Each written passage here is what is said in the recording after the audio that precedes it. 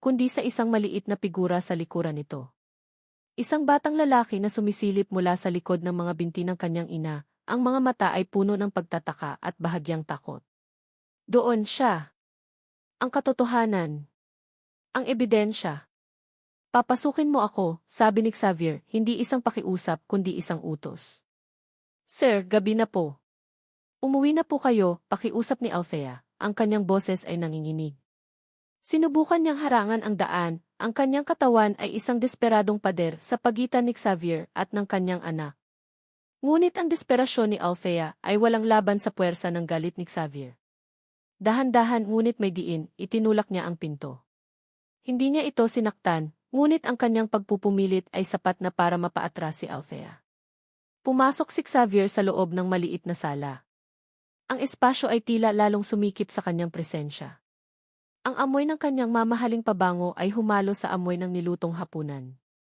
Isang alien. Isang mananakop sa kanilang maliit at simpleng mundo. Nakatayo lang siya roon, tinititigan ang bata na ngayon ay tuluyan ng nagtatago sa likod ng kanyang ina, mahigpit ang kapit sa palda nito. Dahan-dahang lumuhod si Xavier. Hindi dahil sa pagpapakumbaba, kundi para maging kapantay ng bata. Para mas malinaw niyang makita. Para masiguro. Ang mga mata. Ang mga matang iyon ang sumisigaw ng katotohanang pilit na itinatago ni Althea. Mama ni. Narinig niyang bulong ng bata, ang boses ay takot na. Niyakap ni Althea ang kanyang anak, mas lalong itinatago ito sa kanyang likuran. Humarap siya kay Xavier, ang takot sa kanyang mukha ay napalitan na ng isang matapang na pagtutol. Ano po ba ang kailangan niyo? Lubayan niyo na kami. Dahan-dahang tumayo si Xavier. Ang kanyang mga mata ay hindi na umalis sa bata, bago ito dahan-dahang lumipat sa mukha ni Althea. Ang kanyang mukha ay isang blangkong maskara, ngunit sa ilalim nito ay isang naggangalit na bulkan ng emosyon. Ang sakit ng pagkakanulo ay napakabigat, napakasariwa. Itinaas niya ang kanyang kamay, at ang kanyang daliri, na bahagyang nanginginig, ay itinuro ang bata na nagtatago sa likod ni Althea. Huwag kang magsinungaling sa akin, sabi niya. Ang kanyang boses ay mahina, garalgal, at puno ng isang galit na kayang magwasak ng mundo. Bawat salita ay may bigat ng 5 taong kasinungalingan. Akin ba ang batang yan? Ang tanong ni Xavier ay tila isang bombang sumabog sa gitna ng kanilang maliit na sala, winasak ang lahat ng katahimikan at iniwan si Althea na bingi at nanginginig. Ang kanyang isipan ay nag-scramble para sa isang sagot, isang kasinungalingan, isang anumang bagay na magtataboy sa mapanganib na katotohanang ito palayo. Ang kanyang unang instinct ay ang proteksyon. Ang primal na pangangailangan ng isang ina na ipagsanggalang ang kanyang anak mula sa panganib. At sa sandaling iyon, ang pinakamalaking panganib sa mundo ay ang lalaking nakatayo sa kanyang harapan. Hindi. Ang salita ay lumabas sa kanyang bibig ng mas malakas at mas matatag kaysa sa kanyang inaasahan. Hindi mo siya anak. Baliw ka ba? Umalis ka na. Itinulak niya si Xavier ng buong lakas, ginamit ang lahat ng adrenaline na dumadaloy sa kanyang katawan. Nagulat si Xavier sa kanyang biglaang paglaban, sapat para mapaatras ito ng isang hakbang. Ginamit ni Althea ang pagkakataong iyon. Mabilis niyang isinara ang pinto at agad na ikinandado. Click! Ang tunog ng kandado ay tila isang huling pananggalang. Nakasandal siya sa pinto, habol ang kanyang hininga, ang kanyang puso ay kumakarera na parang isang kabayong takot na takot. Narinig niya ang isang malakas na kalabog sa kabilang panig. Althea! Buksan mo to, sigaw ni Xavier, ang boses ay puno ng galit. Huwag mong isipin na matatakasan mo to. Niyakap ni Althea ang kanyang sarili, napapikit ng mariin. Umalis ka na, parang awa mo na, sigaw niya pabalik, ang kanyang boses ay basag na dahil sa pinipigilang pag-iyak. Hindi ako aalis hanggat hindi mo sinasabi ang totoo, dagundong ng boses ni Xavier. At pagkatapos, binitiwan nito ang mga salitang tuluyang gumuho sa kanyang mundo. CJ! Magmatigas ka. Kung hindi mo sasabihin ang totoo, sa korte tayo magkita. Titingnan natin kung hanggang saan iyang tapang mo kapag kaharap mo na ang mga abogado ko. Isang huling, malakas na sipa sa pinto at pagkatapos ay katahimikan. Narinig niya ang mabibigat na yabag na papalayo at pagkatapos ay wala na. Naiwan si Althea sa katahimikan, ngunit ang banta ni Xavier ay umuugong sa kanyang pandinig na mas malakas pa sa anumang sigaw. Sa korte tayo magkita. Ang kanyang mga tuhod ay tuluyan ng bumigay. Dahan-dahan siyang napaupo sa sahig, ang likod ay nakasandal pa rin sa pinto. Doon na bumuhos ang mga luhang kanina pa niya pinipigilan. Isang tahimik ngunit masakit na pag-iyak, nanginginig ang buo niyang katawan. Mama, okay ka lang? Isang maliit na boses ang pumutol sa kanyang paghihinagpis. Naramdaman niya ang maliliit na kamay ni Liam sa kanyang balikat. Mabilis niyang pinunasan ang kanyang mga luha at pilit na ngumiti. Okay lang si Mama, anak, sabi niya, niyakap ng mahigpit ang kanyang anak. May masama lang na panaginip si Mama. Ngunit alam niyang hindi ito panaginip. Ito ay isang bangungot na nagsisimula pa lang. Kinabukasan, hindi na siya ang Althea na puno ng takot. Ang kanyang desperasyon ay nagbunga ng isang bagong damdamin, paglaban. Hindi niya hahayaang kunin si Liam sa kanya. Hindi niya hahayaan. Gamit ang cellphone, hinanap niya ang numero ng Public Attorney's Office.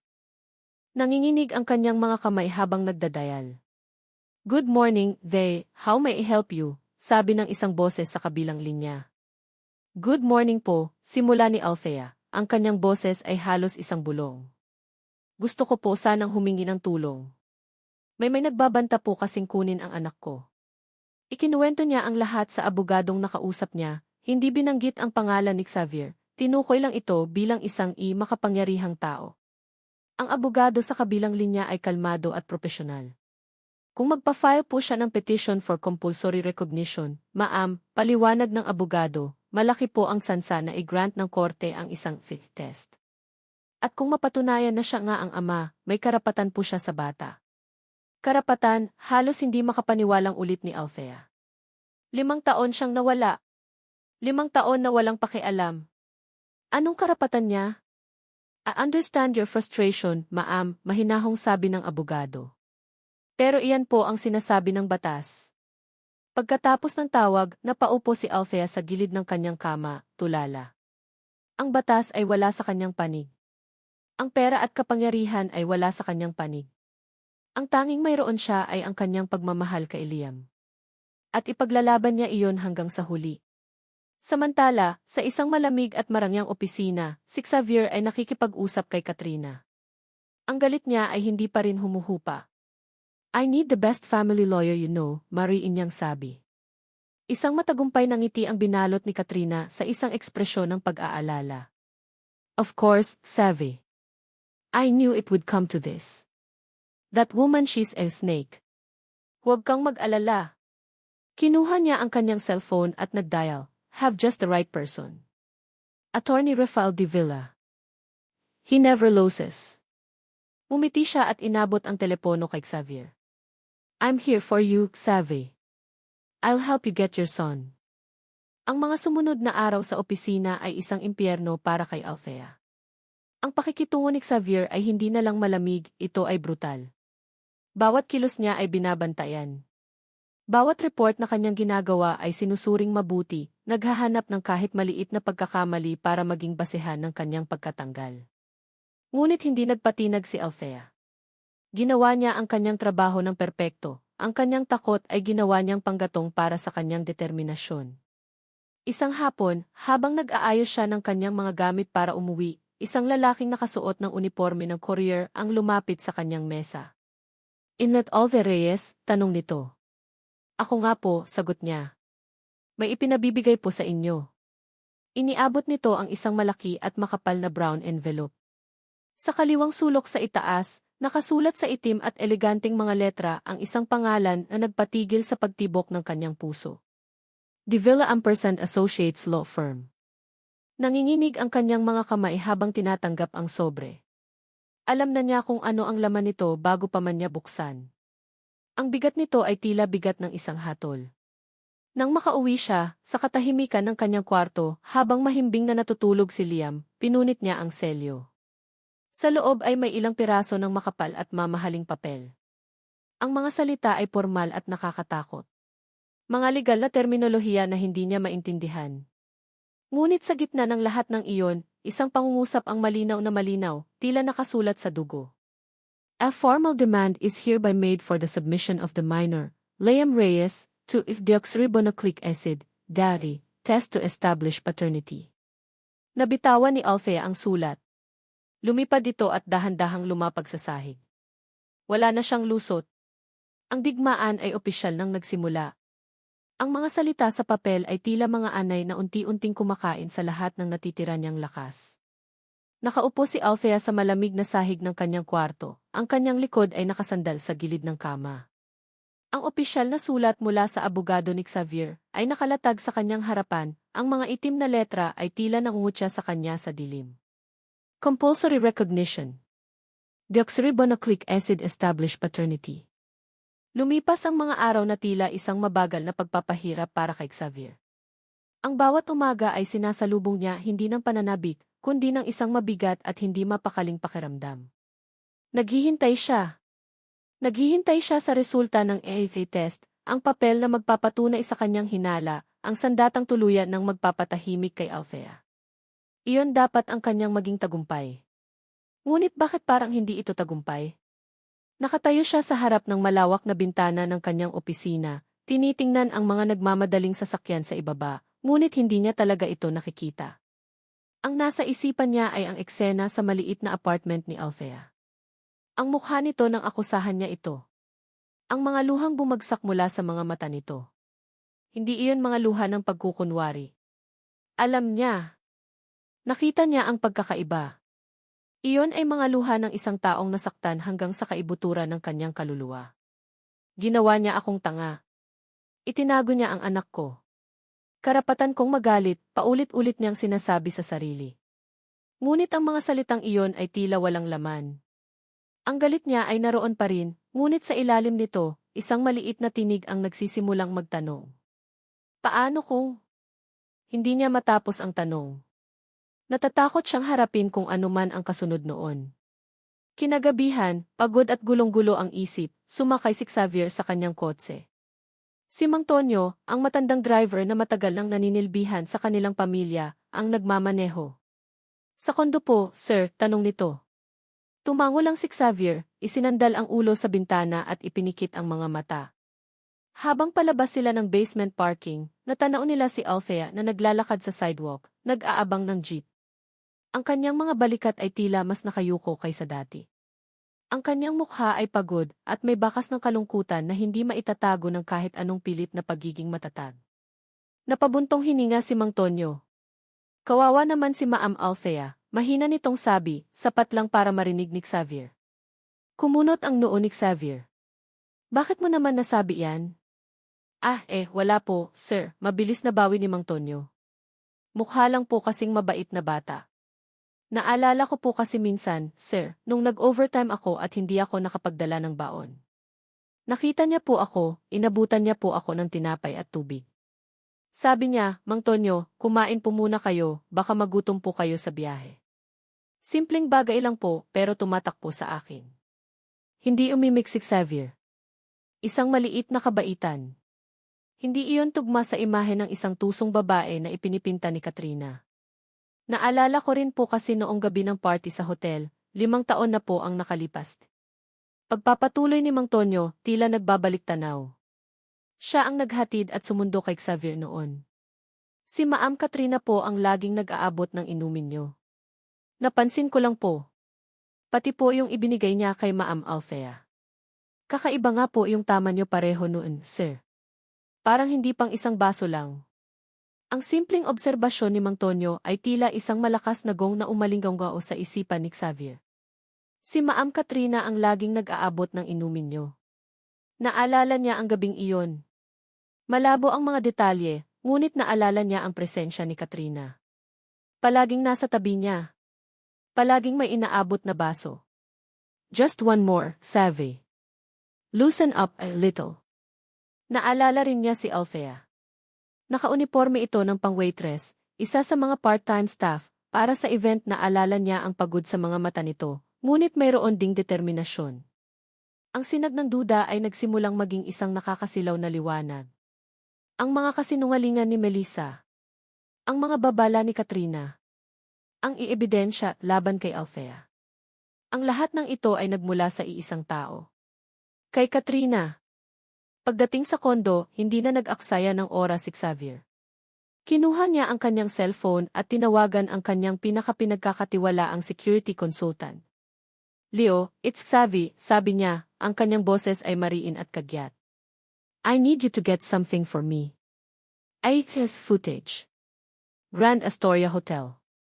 Ang ballroom at ang bar area. 5 years ago. The exact date is November 14 na. I need it yesterday. Makalipas ang 2 araw, nasa opisina si Xavier. Ang paghihintay ay halos pumatay sa kanya. Bawat tunog ng telepono, bawat katok sa pinto ay nagpapakaba sa kanya. At pagkatapos, dumating ito. Isang mensahero ang nag-abot sa kanyang sekretarya ng isang selyadong puting sobre. Walang pangalan ng nagpadala. Tanging ang pangalan niya ang nakasulat sa labas. Dinala ito ng kanyang sekretarya sa loob. Sir, pinabibigay po. Alam niya kung ano ito. Ang resulta. Inilapag ng sekretarya ang sobre sa kanyang mesa. Ang puting papel ay tila sumisigaw. Tinitigan niya ito ng matagal. Ang kanyang mga kamay ay bahagyang nanginginig. Ano ba talaga ang gusto niyang makita sa loob? Ang kumpirmasyon na magbibigay sa kanya ng karapatan? O ang pagtanggi na magpapalaya sa kanya mula sa gulong ito? Huminga siya ng malalim. Ano man ang nasa loob, kailangan niyang harapin. Dahan-dahan niyang pinunit ang sobre. Kinuha niya ang nakatuping papel sa loob. Binuklat niya ito. Ang mga salita ay klinikal, walang emosyon, ngunit ang mga ito ang pinakamahalagang salitang nabasa niya sa buong buhay niya. Result, match. Probability, paternity, 79.9%. Nabitawan niya ang papel. Napasandal siya sa kanyang upuan. Isang kakaibang halo ng emosyon ang bumalot sa kanya, isang kakatuwang saya, isang malalim na lungkot, at ang nananatiling galit. Totoo. Siya ang ama. Si Liam ay kanyang anak. Habang pinoproseso niya ang katotohanang iyon, biglang tumunog ang kanyang personal na cellphone. Isang numero na hindi nakarehistro. Sinagot niya ito. Hello. Sir, si Leo po ito, sabi ng boses sa kabilang linya. Ang kanyang investigador. Agad na napaupo ng tuwid si Xavier. Nakuha mo na? Opo, sir. Hindi naging madali, pero nakuha ko na po ang kopya. Nagkaroon ng isang sandaling katahimikan bago nagpatuloy si Leo. Sir, nakuha ko na po ang key footage. Nagkaroon ng isa pang paghinto na tila nag-aalangan ang investigador sa sasabihin. Sir, may kailangan po kayong makita. Ang boses ni Leo sa kabilang linya ay tila isang hatol. Pagkababa ng tawag, hindi gumalaw si Xavier. Nakatitig lang siya sa kawalan, ang resulta ng EHT test ay nakakalat sa kanyang mesa, isang piraso ng papel na nagpapatunay sa isang katotohanan, ngunit ang tawag ni Leo ay nagbabadyang may isa pang katotohanang mas madilim at mas masakit. Ilang minuto lang ang lumipas, isang email ang pumasok. Galing kay Leo. Subject, footage. Nanginginig ang kanyang kamay habang kinukuha ang mouse. Isang click. Nag-download ang isang video file. Isa pang click. Bumukas ang isang media player sa kanyang laptop screen. Ang imahe ay medyo malabo at itim at puti, ang tipikal na kalidad ng isang security camera 5 taon na ang nakalipas. Ang petsa at oras sa sulok ng screen ay kumumpirma sa lahat. Grand Astoria Hotel. November 14 na. Ang eksena ay ang ballroom, puno ng mga taong nakabihis, nagtatawanan, umiinom. Nakita niya ang isang mas batang bersyon ng kanyang sarili, nakikipag-usap sa mga business associates, isang pilit na ngiti sa kanyang mukha. Naalala niya ang gabing iyon.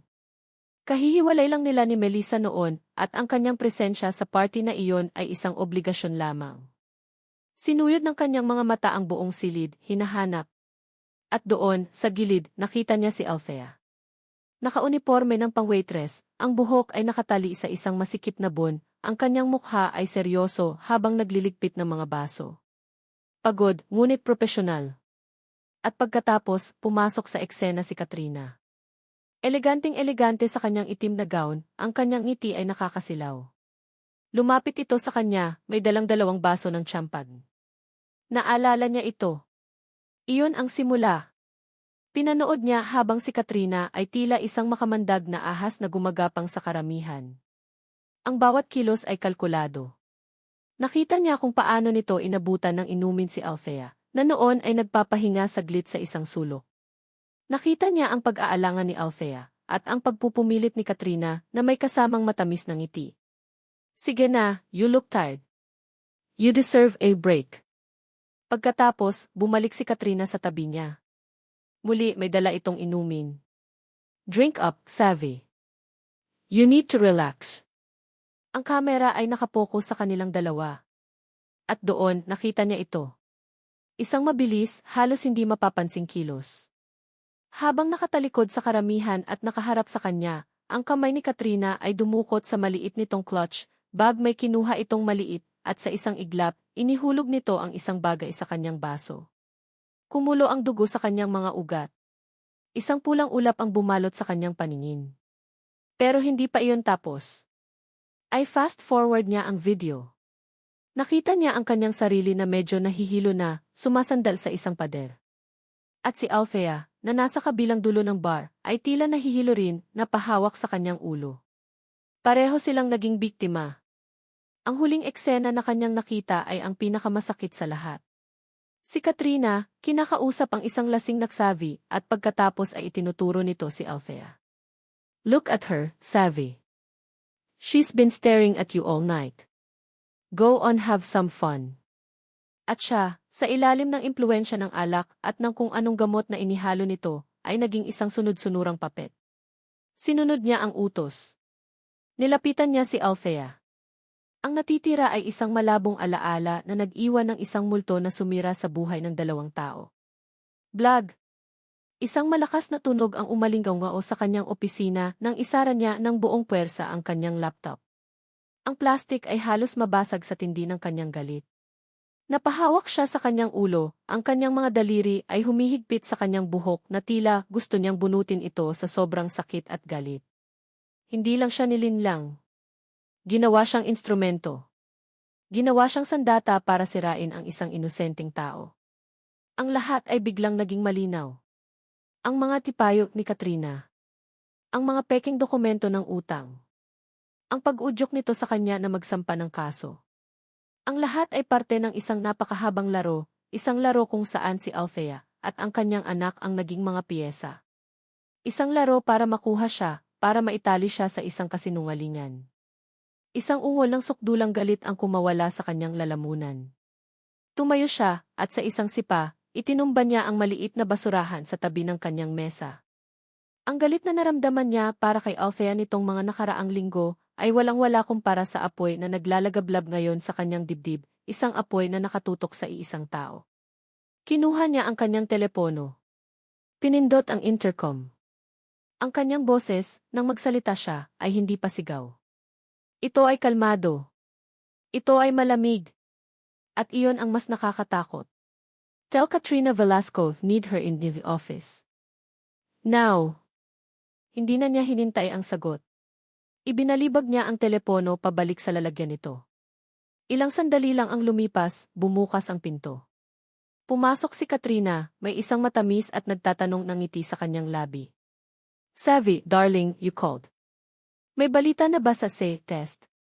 Hindi sumagot si Savvy. Dahan-dahan niyang inikot ang laptop sa kanyang mesa para humarap ito kay Katrina. At sa isang click, pinatugtog niya ang video.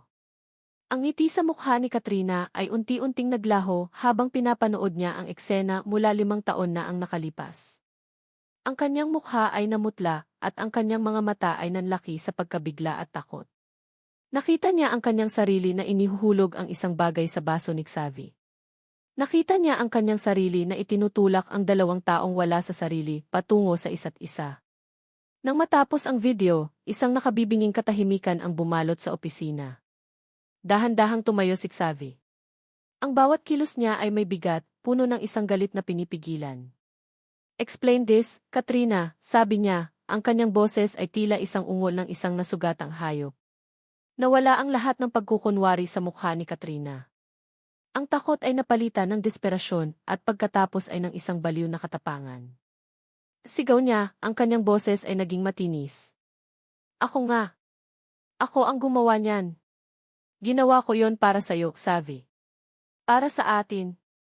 Napailing si Xavi, hindi makapaniwala sa kanyang naririnig. Para sa atin. Para ipakita sa'yo kung gaano kadali maloko ng mga babaeng tulad niya. Isang mahirap na waitress na gagawin ang lahat para sa pera. Gusto kong patunayan sa'yo na ako ang kailangan mo. Ako, nakapantay mo. Ako, na laging nandito para sa'yo. Hindi ko lang inasahan na magkakaroon ng bunga ang gabing iyon. So you let me believe she was a gold digger, sabi ni Xavi, ang kanyang boses ay nanginginig sa pinipigilang galit. You let me torture an innocent woman. You let me terrorize and own thy own son. Ang salitang gison ay tila isang sampal kay Katrina. Hindi mo siya anak, Xavi. Isa siyang aksidente. Isang pagkakamali. Ako ang dapat na ina ng mga anak mo. Ako. Lumapit siya, sinubukang hawakan ang braso ni Xavi, ngunit marahas itong iniiwas ni Xavi na parabang ito ay isang nakakadiring sakit. Tinitigan ni Xavi si Katrina, at sa mga mata nito, wala nang bakas ng anumang pagkakaibigan o nakaraan. Ang tanging naroon ay isang sukdulang pagkasuklam. Get out, mahina niyang sabi. Xavi, please T. I said, get out, pag-ulit niya, mas malakas na ngayon. Get out of my company. Get out of my life. Hindi mo magagawa sa akin to. Xavi. Umalis ka na, sabi ni Xavi, ang kanyang boses ay bumalik sa isang nakakatakot na kalmado. And pray that I don't sue you for what you did. For drugging me. For everything. Natigilan si Katrina. Ang banta ay malinaw. Ang kanyang career, ang kanyang pangalan, ang kanyang kalayaan, lahat ay nakasalalay sa isang salita mula kay Xavi. Umatras siya, ang kanyang mukha ay puno ng talunan at galit. Humarap siya at naglakad palabas ng pinto, isinara ito ng may malakas na kalabog. Naiwan si Xavi na mag-isa sa kanyang opisina, nanginginig, hindi dahil sa galit, kundi dahil sa bigat ng katotohanan kanyang nalaman. Napaupo siya sa kanyang upuan, napasabunot sa kanyang buhok. Anong nagawa ko? Ang mukha ni Althea ay paulit-ulit na lumalabas sa kanyang isipan. Ang kanyang mga mata na puno ng sakit. Ang kanyang panginginig sa takot. Ang kanyang pagmamakaawa. Ang lahat ng sakit na idinulot niya, lahat ay base sa isang kasinungalingan. Kinuha niya ang resulta ng ICT test na nakakalat sa mesa. Tinitigan niya ang mga salitang #9.9%. Anak ko. Isang responsibilidad. Isang katotohanang hindi niya matatakbuhan. Isang kasalanan na kailangan niyang itama. Tumayo siya, ang kanyang mga kilos ay mayroon ng bagong layunin. Kinuha niya ang susi ng kanyang kotse. May isang tao siyang kailangang puntahan. May isang taong kailangan niyang hingan ang tawad, kahit alam niyang hinding-hindi siya magiging karapat-dapat dito. Ilang araw nang nabubuhay si Althea sa isang uri ng manhid na paghihintay. Pagkatapos dumating ng court order, bawat paglubog ng araw ay isang paalala na papalapit na ang araw ng ICT test, ang araw na opisyal na guguho ang kanyang mundo. Ang bawat pagtunog ng telepono, bawat katok sa pinto, ay nagpapatindig ng kanyang balahibo. Inaasahan na niya ang pinakamasama, ang pagdating ng mga abogado, isang opisyal mula sa korte, o si Xavier mismo na may dalang isang mapanghamak na ngiti ng tagumpay. Kaya nang may kumatok sa kanyang pinto isang gabi, habang pinapatulog niya si Liam, ang kanyang puso ay agad na bumagsak sa kanyang sikmura. Handa na siya. Huminga siya ng malalim, hinalikan ang natutulog na si Liam sa noo, at sinara ng bahagya ang pinto ng kwarto. Naglakad siya papunta sa pinto, ang bawat hakbang ay mabigat. Inihanda niya ang kanyang sarili para sa sigawan, para sa pagbabanta, para sa away. Pagbukas niya ng pinto, handa na siyang isigaw ang lahat ng galit na naipon sa kanyang dibdib. Ngunit natigilan siya. Ang lalaking nakatayo sa kanyang harapan ay hindi ang aroganteng CEO na kanyang kinasusuklaman. Ang suot ni Xavier na mamahaling damit ay gusot. Ang kanyang buhok ay magulo. Ngunit ang pinakanakagulat sa lahat ay ang kanyang mga mata. Wala na ang lamig, wala na ang galit. Ang naroon ay isang kalungkutan na kasing lalim ng karagatan, at isang pagsisisi na tila bumabaon sa buo niyang pagkatao. Mukha siyang wasak. Althea, sabi niya, ang kanyang boses ay garalgal, basag. Umalis ka, agad niyang sagot, ngunit ang kanyang boses ay walang lakas. Ang inihanda niyang galit ay biglang naglaho, napalitan ng isang malaking pagkalito. Sinubukan niyang isara ang pinto, ngunit nanatili itong nakatayo roon, hindi gumagalaw, tila isang estatwa ng kalungkutan. At pagkatapos, ginawa nito ang isang bagay na hinding-hindi niya inaasahan sa buong buhay niya. Dahan-dahan, lumuhod si Xavier de Salcedo sa maruming semento sa labas ng kanyang pinto. Ang makapangyarihang sihi, ang lalaking nagpahirap sa kanya, ay nakaluhod sa kanyang harapan. Patawarin mo ako, Althea, sabi niya, ang kanyang mga mata ay nagsimulang mamasa. Ang kanyang boses ay halos isang bulong ng pagsusuko. Sa lahat, nanigas si Althea sa kanyang kinatatayuan, hindi makapaniwala sa nakikita. Isa ba itong panaginip? Isa na namang laro? Ano nang ibig mong sabihin? Umiling si Xavier, ang mga luha ay nagsimula ng pumatak sa kanyang pisngi. Patawarin mo ako sa lahat ng sakit na idinulot ko sa'yo. Sa lahat ng masasakit na salita. Sa lahat ng paghusga. Nagkamali ako, Althea. Sobrang laki ng pagkakamali ko. Hindi kita maintindihan, sabi ni Althea. Ang kanyang puso ay naguguluhan sa pagitan ng galit at ng isang emosyong hindi niya mapangalanan. Ang gabing iyon ni. Simula ni Xavier, nanginginig ang boses. 5 taon na ang nakalipas, hindi iyon aksidente. Hindi iyon kasalanan mo. At lalong hindi iyon kasalanan ko. Tumingala siya, ang kanyang mga mata ay puno ng sakit at katotohanan. It was set up, Althea. Isang bitag. At doon, sa labas ng kanyang pinto, habang nakaluhod sa sahig, ikinuwento ni Xavier ang lahat. Walang labis, walang kulang. Ikinuwento niya ang tungkol kay Katrina. Kung paano nito lihim na nilagyan ng gamot ang kanilang mga inumin. Kung paano siya nito itinulak palapit sa kanya. Pagkatapos, ikinuwento niya ang tungkol sa sarili niya. Ang tungkol kay Melissa, ang dati niyang kasintahan na niloko siya gamit ang peking pagbubuntis. Ikinuwento niya kung paano siniran yon ang kanyang tiwala sa mga tao, kung paano nito ginawang bato ang kanyang puso. At kung paano ginamit ni Katrina ang kahinaang iyon laban sa kanya, laban kay Althea. Ginamit niya ang nakaraan ko para lasunin ang isip ko laban sa'yo. Pag-amin niya, ang kanyang boses ay puno ng pagkasuklam sa sarili. At ako nagpadala ako. Naniwala ako sa lahat ng kasinungalingan niya dahil mas madaling maniwala sa kasamaan kaysa umasang may kabutihan pa. Patawarin mo ako, Althea. I was a fool. A monster. Nakatayo lang si Althea, pinoproseso ang lahat. Ang bawat salita ay tila isang piraso ng isang napakalaking puzzle na ngayon lang nabubuo. Ang monster na kanyang kinatatakutan ay biktima rin pala. Ang kaalyadong kanyang pinagkatiwalaan, si Katrina, ay ang tunay na ahas. Ang kanyang buong katotohanan ay isang malaking kasinungalingan. Tumingin siya sa lalaking nakaluhod sa kanyang harapan. Wasak. Nagsisisi. Umiiyak. At sa likod niya, sa siwang ng pinto ng kwarto, nakita niya ang kanyang anak na si Liam, na nagising at ngayon ay tahimik na sumisilip, ang kanyang mga mata ay puno ng pagtataka. Ang kanyang anak. Ang bunga ng isang gabing puno ng panlilinlang. Ang buhay na koneksyon niya sa lalaking nagdulot sa kanya ng sobrang sakit, ngunit ngayon ay humihingi ng tawad. Ang galit na binalot niya sa kanyang puso sa loob ng 5 taon ay nagsimulang magkaroon ng mga bitak. Sa ilalim ng galit na iyon, may isang bagay na nagsisikap kumawala, isang pag-unawa. Isang awa. Nasa kanya ang desisyon. Pwede niyang isara ang pinto at iwan itong nakaluhod doon, isang karapat-dapat na parusa sa lahat ng ginawa nito. O pwede siyang huminga siya ng malalim.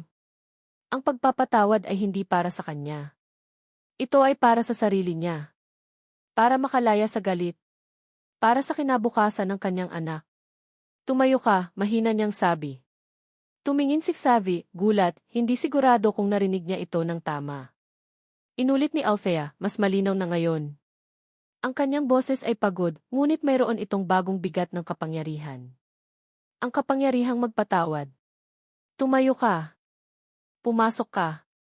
Mag-usap tayo. Isang maliit na hakbang, ngunit para sa kanilang dalawa, ito na ang simula ng lahat. Lumipas ang 6 na buwan. Ang hangin sa maliit na apartment ni Althea ay nagbago. Ang dating tensyon at takot ay napalitan ng isang bagay na bago at marupok pa, isang alanganing pag-asa na unti-unting yumayabong. Ang kanilang bagong buhay ay hindi isang fairy tale. Hindi ito perpekto. Malayo sa perpekto. Ito ay isang serye ng maliliit at kung minsan ay mahirap na mga hakbang pasulong. Isang Sabado ng umaga, naabutan ni Althea si Xavier sa kanilang maliit na kusina. Suot nito ang isang simpleng t-shirt at shorts, isang bihirang tanawin para sa lalaking dati ilaging nakasuit. Seryosong-seryoso itong nakatitig sa kawali, sinusubukang magluto ng almusal. Isang amoy ng sunog na bigas ang bumalot sa hangin. Ano nang ginagawa mo? Natatawang tanong ni Althea habang papasok siya, dala ang isang tasa ng kape. Napalingon si Xavier, ang kanyang noo ay pawisan at may bahid ng uling sa kanyang pisngi.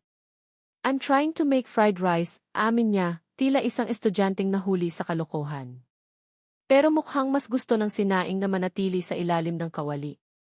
Napailing si Althea, hindi napigilan ang pagtawa. Lumapit siya at kinuha ang sandok mula sa kamay ni Xavier. Ako na dyan. Baka masunog mo pa ang buong apartment. Habang nagluluto si Althea, nanatili si Xavier sa kanyang tabi, tahimik na pinapanood ang bawat galaw niya. Ang mga ganitong sandali ang bumubuo sa kanilang bagong routine. Ang pagpapatawad ay hindi isang iglap na pangyayari, ito ay isang proseso. Isang araw-araw na desisyon na subukang muli na magtiwala muli. May mga araw na mahirap. May mga pagkakataong ang anino ng nakaraan, ang mga masasakit na salita, ang mga luha ay bumabalik. Ngunit sa tuwing nangyayari iyon, natututo na silang mag-usap. Natututo na si Althea na sabihin ang kanyang nararamdaman, at natututo naman si Xavier na makinig, isang bagay na hindi niya kailanman ginawa noon. Ang pinakamalaking pagbabago ay nakita niya sa relasyon ni Xavier kay Liam. Sa simula, si Xavier ay alanganin, tila takot na hawakan ang sarili niyang anak, na para bang isa itong babasaging bagay. Ngunit si Liam, sa kanyang pagiging bata at walang muwang, ang siyang unang gumawa ng hakbang. Isang hapon, habang nagbabasa si Xavier ng mga papeles sa sala, lumapit si Liam na may dalang bola. Laro tayo, sabi ng bata. Natigilan si Xavier. Tumingin siya kay Althea, na nasa kusina, na tila humihingi ng permiso. Tumango lang si Althea, may isang maliit na ngiti sa labi. Ibinaba ni Xavier ang kanyang mga papeles at lumuhod sa sahig para maging kapantay ni Liam. CJ, anong laro? Mula noon, unti-unti nang nabuo ang kanilang koneksyon. Mula sa paglalaro ng bola, sa pagbabasa ng mga libro bago matulog, hanggang sa paghahatid at pagsundo sa eskwela. Dahan-dahan, natututunan ni Xavier kung paano maging isang ama. Isang hapon, habang magkasama silang tatlo sa isang parke, itinutulak ni Xavier si Liam sa duyan. Ang tawa ng bata ay umalinggaw sa buong paligid. Mas mabilis pa, sigaw ni Liam. Okay, Captain, natatawang sagot ni Xavier, at mas pinalakas pa ang tulak. Habang pinapanood sila ni Althea mula sa isang bench, naramdaman niya ang isang pamilyar na init sa kanyang dibdib. Ngunit ngayon, hindi na ito takot o galit. Ito ay isang tahimik na kasiyahan. Biglang tumalon si Liam mula sa duyan at tumakbo palapit kay Xavier. Salamat po, T. Sabi nito at pagkatapos ay idinugtong ang isang salitang matagal nang hinihintay ni Xavier, ngunit hindi niya kailanman ipinilit. Papa. Natigilan si Xavier. Tumingin siya kay Liam pagkatapos ay kay Althea. Ang kanyang mga mata ay nagsimulang mamasa. Lumuhod siya at niyakap ng mahigpit ang kanyang anak. Sa ibabaw ng balikat ni Liam, ang mga mata ni Xavier at Althea ay nagtagpo. Walang salitang binitiwan, ngunit sa isang tingin na iyon, lahat ay nasabi na. Ang araw na iyon ay ang ika-6 na kaarawan ni Liam. Hindi sila nagdaos ng isang malaking party. Sa halip, nagkaroon sila ng isang simpleng selebrasyon sa kanilang apartment. May isang maliit na cake na may 6 na kandila, ilang lobo, at spaghetti na niluto ni Althea, hindi na sinubukan ni Xavier. Habang kinakanta nila ang Happy Birthday, si Liam ay nakaupo sa pagitan ni Althea at Xavier. Ang kanyang mukha ay maningning sa tuwa, ang kanyang mga mata ay kumikislap sa liwanag ng mga kandila. Make a wish, anak, sabi ni Althea. Pumikit si Liam ng mariin at pagkatapos ay hinipan ang mga kandila. Nagpalakpakan sila. Habang tinutulungan ni Xavier si Liam na buksan ang kanyang mga regalo, dahan-dahang inilagay ni Althea ang kanyang kamay sa ibabaw ng kamay ni Xavier na nakapatong sa mesa. Tumingin si Xavier sa kanya, nagulat. Hinawakan nito ng mahigpit ang kanyang kamay. Ang kanilang mga daliri ay magkakaugnay. Hindi ito isang yakap na puno ng pagnanasa o isang halik na puno ng drama. Isa itong simpleng paghawak ng kamay, isang tahimik na pangako. Isang pag-amin na kahit ang kanilang simula ay mali, ang kanilang kinabukasan ay maaari pa ring maging tama. Ang pamilyang hindi nila sinasadyang binuo, na dumaan sa apoy ng kasinungalingan at sakit, ay ngayon unti-unting natututong maghilom. Hindi ito madali. Hindi ito perpekto. Ngunit ito ay totoo. At ito ay sa kanila. Salamat, bulong ni Althea, sapat lang para marinig ni Xavier. Ngumiti si Xavier, isang tunay at taos-pusong ngiti na ngayon lang nakita ni Althea sa kanyang mga labi. Salamat din, sagot niya. Sa labas, nagsimulang umambon, ngunit sa loob ng maliit na apartment, ang tanging maririnig ay ang masayang tawa ni Liam. Ang tunog ng kanilang bagong simula. At dito nagtatapos ang kwento ni Althea, Xavier, at ng kanilang munting si Liam. Maraming salamat sa inyong walang sawang pagsubaybay at pakikinig. Ang bawat kabanata na inyong pinakinggan ay hindi lang mga salitang isinulat, kundi mga piraso ng pusong ibinahagi sa pag-asang makaantig, makapagbigay aral, at makapaghatid ng inspirasyon. Habang binubuo ko ang kwento ni Althea at Xavier, naramdaman ko ang bawat sakit, bawat pagdududa, at bawat munting tagumpay nila. Naging paalala ito sa akin na ang buhay ay hindi laging perpekto, at ang pag-ibig ay hindi laging madali. Naway sa paglalakbay na ito, napulot natin ang isang mahalagang aral, na ang tunay na pagpapatawad ay hindi lamang paglimot sa nakaraan, kundi isang matapang na pagpapasya na yakapin ang hinaharap ng may bagong pag-asa. Ito ay ang pag-unawa na lahat tayo ay nagkakamali, ngunit lahat din tayo ay may karapatan sa pangalawang pagkakataon, isang pagkakataong itama ang mali, magmahal ng mas totoo, at bumuo ng isang pamilyang hindi man perpekto, ngunit buo at puno ng pagmamahal. Kung ang kwentong ito ay nakaantig sa inyong puso, huwag po kayong mag-atubiling iwanan ang inyong mga komento sa ibaba. Nais kong marinig ang inyong mga saloobin, ang inyong mga paboritong eksena, at ang mga aral na inyong natutunan. Ang inyong boses ay mahalaga at nagsisilbing inspirasyon upang patuloy na lumikha ng mga kwentong tulad nito. Hanggang sa muli nating pagkikita sa susunod na kwento. Paalam!